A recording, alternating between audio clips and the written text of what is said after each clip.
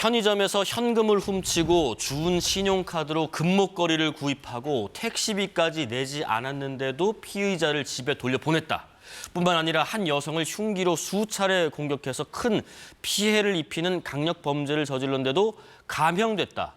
이 사건들의 공통점은 촉법 소년으로 불리는 형사 미성년자 사건이라는 겁니다. 이재명 대통령이 오늘 촉법 소년 기준 나이를 낮출 것인지 한 2달 후쯤에 결정하자고 했는데요. 세상에 일어나는 각종 사건, 사고와 그 이면의 이야기까지 살펴봅니다. 이주의 사건, 강력팀 형사 출신 박성배 변호사입니다. 어서 오십시오. 안녕하십니까? 안녕하십니까? 이 첫 번째 촉법 소년 연령 하향 논의. 이 부분도 살펴봐야 될 것 같은데 먼저 오늘 대통령의 국무회의 발언부터 들어보겠습니다.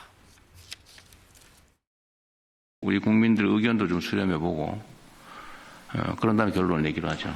그런데 제가 보기에는 압도적 다수의 국민들이 한 살은 최소한 낮춰야 되지 않냐 이런 의견이 있는 것 같아요. 그죠? 지금까지 보면. 자, 우리 박성 변호사께서 강력팀 형사 출신이시다 보니까 특히나 이 분야에 대해서 전문성이 있으실 것 같아요. 우선은 촉법 소년 개념부터 잠깐 설명해 주실까요? 일단 우리 형법은 14세가 되지 아니한 자는 형사처벌하지 않는다고 규정하고 있습니다. 14세가 안 된 사람, 그렇습니다. 13세까지. 그렇죠. 예. 만 14세에 이르지 아니한 자는 형사처벌하지 않습니다. 예. 이에 따라서 14세부터는 형사처벌이 가능한데 이를 전제로 소년법이 마련되었습니다. 소년법은 소년을 크게 3가지로 분류합니다. 첫째는 죄를 범한 소년, 즉 14세부터 죄를 범할 수 있으니 14세부터 19세까지가 죄를 범한 소년이고 형벌 법력에 저촉되는 행위를 한 소년, 10세부터 소년보호 처분이 가능한데 네. 10세부터 14세까지의 소년을 형벌 법령에 저촉되는 행위를 한 소년, 즉 촉법 소년이라고 일컫습니다. 예.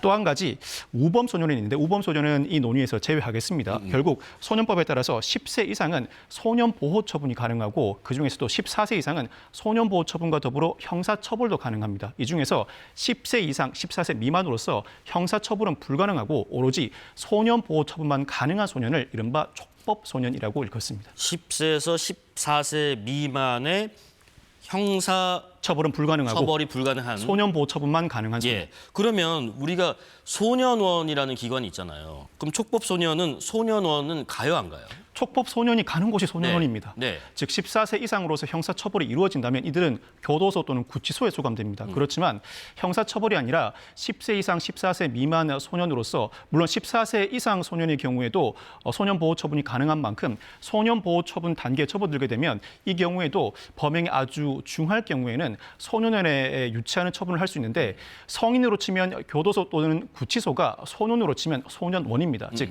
촉법 소년을 포함해서 19세 미만의 소년은 모두 범한 죄가 중한 경우에는 소년원에 송치할 수 있습니다. 대신에 이제 성인들이 간다고 할 수 있는 교도소는 형사 처벌이 되는 거고 그렇습니다. 소년원은 가서 보호 처분은 받지만 전과 기록은 안 남는 거죠. 대신에 구금되어 있는 기간이 상당 시간 오래 지속될 수 있는 만큼 소년으로서는 성인의 교도소나 구치소와 동일한 압박을 받는 것은 사실입니다. 그렇죠.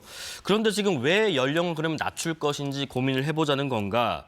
지금 촉법 소년 연령 하향 논의를 일으킨 혹시 최근의 사건을 좀 예를 들어주실 수 있으실까요?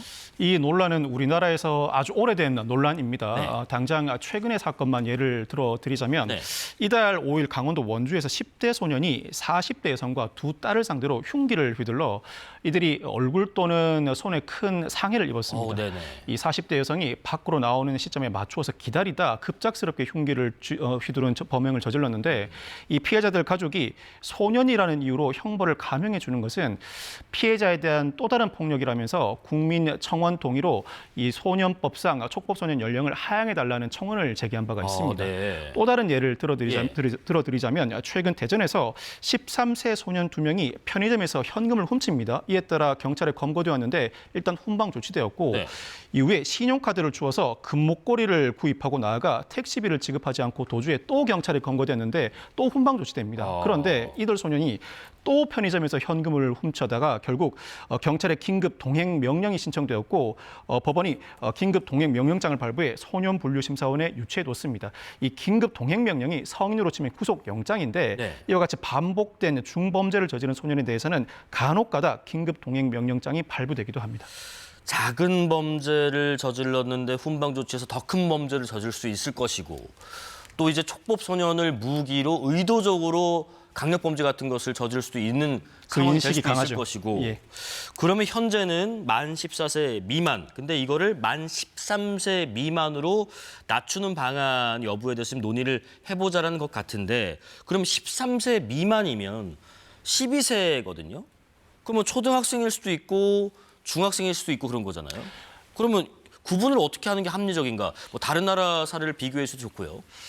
사실 이 촉법소년 연령 하야는 근본적으로 형법을 개정해야 하고 예. 나아가서 소년법도 수반해서 개정을 해야 합니다. 형사처벌 연령을 14세에서 13세 또는 12세로 나누자는 논의는 예전부터 있어왔고 일단 유엔 아동 인권 조약에 따르면 14세 연령을 그대로 유지하라는 것이 권고 내용입니다. 아, 그럼에도 네. 불구하고 세계 각국은 촉법소년의 연령을 12세, 13세로 우리나라보다는 하향해서 규정하기도 하고 그렇군요. 대다수의 국가는 우리나라와 동일하게 14세를 규정하고 있는 국가가 있는 반면 스웨덴이나 덴마크는 우리나라보다도 오히려 더 높게 15세로 규정하고 있기도 더 합니다. 높아요. 그 나라의 사회적 환경과 청소년들의 인식 수준에 따라서 촉법소년의 연령은 각 나라 입법 정책의 영역이라고 할 수 있습니다. 그런데 14세를 촉법소년 연령으로 규정해 두었더니 14세 미만자 특히 12세부터 13세 중학교에 입학하면서부터 청소년 범죄가 급속하게 느는 경향을 보이는 것이 우리나라의 현실이라고 할 수 있습니다. 네네. 이에 따라서 이 촉법소년 연령을 하향하자는 논의가 이어지고 있고 오늘 국무회의에서 이재명 대통령이 13세로 낮추는 방안이 국민들의 압도적 지지를 받고 있는 것 같다. 이 관계부처가 쟁점을 정리하고 국민들의 의견을 대폭 수렴해서 2달 뒤에는 결론을 내자고 했는데 대통령의 의지가 이러하다면 적어도 정부 법률안은 13세로 촉법소년 연령을 낮추는 형법과 소년법 개정안이 발의될 가능성이 높아 보이기는 합니다. 아, 그럼 연령을 낮췄을 때 이게 장단점이 있으니까 찬성 반대가 지금까지 팽팽하게 논쟁을 했을 텐데 찬성 반대의 주요 논리는 뭔가요? 일단 찬성의 근거는 우리나라 청소년들의 성숙도가 예전보다 지극히 높아졌고 인터넷과 SNS 사용 등을 통해서 무분별한 정보에 접촉을 받고 있다. 나아가서 범죄율, 특히 청소년 범죄율이 지극히 높아지고 있는데 이는 강력 범죄를 수반하고 있는 만큼 더 이상 현재와 같은 제도를 내버려 둘 수 없다는 근거를 제시하고 그러니까 있습니다. 이제 뭘 해야 될지 하면 안 될지를 아는 나이가 좀 성숙해졌고 빨라졌기도 하고 그리고 그것을 바탕으로 범죄 양상이 조금 더 거칠어졌다 뭐 이런 건가 보네요. 그렇습니다. 네. 강력 범죄가 청소년들 사이에서도 심심치 않게 일어나고 있는 현실을 그냥 고려한 뭐 주장입니다. 훔치고 이 정도가 아니라. 그렇죠. 다만 반대의 논리는 청소년들은 무엇보다도 교육과 교화가 우선되어야 하고 어린 시절에 죄를 저지른다고 하더라도 전과적으로 낙인 찍게 되면 갱생 가능성이 상실된다는 근거를 주요 근거로 내세우고 있습니다. 뿐만 아니라 이 처벌을 강화한다고 해서 청소년 범죄율이 낮아진다는 실증적인 입증도 이루어지지 않았다고 반대 논리를 전개하고 있습니다. 결국에 어린 범죄자를 처벌 대상으로 볼 건지 교화 대상으로 볼 건지가 중요한 부분 같은데 단순히 나이만 낮추는 것이 답인지 교화 프로그램 확충이 먼저일지 참 2달 사이에 여러 가지 논의나 시스템 정비가 많이 필요할 것 같아요. 한 가지만 꼽으신다면 뭘 좀 봐야 된다고 보세요?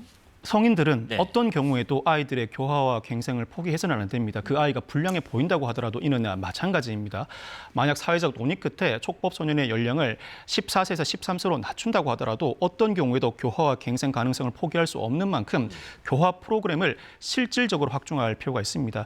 실제 법원 실무에서도 성인보다는 아이들이 갱생 가능성이 훨씬 높은 것이 사실입니다. 이에 따라 이 촉법소년의 연령을 하향한다고 하더라도 교화 프로그램을 확충할 뿐만 아니라 단순히 일괄적으로 촉법소년의 연령을 낮추기보다는 중범죄, 예를 들어 살인이나 살인 미수 등 일부 범죄 한정해서 연령을 낮추는 방안도 동시에 고려할 필요가 있어 보입니다. 예.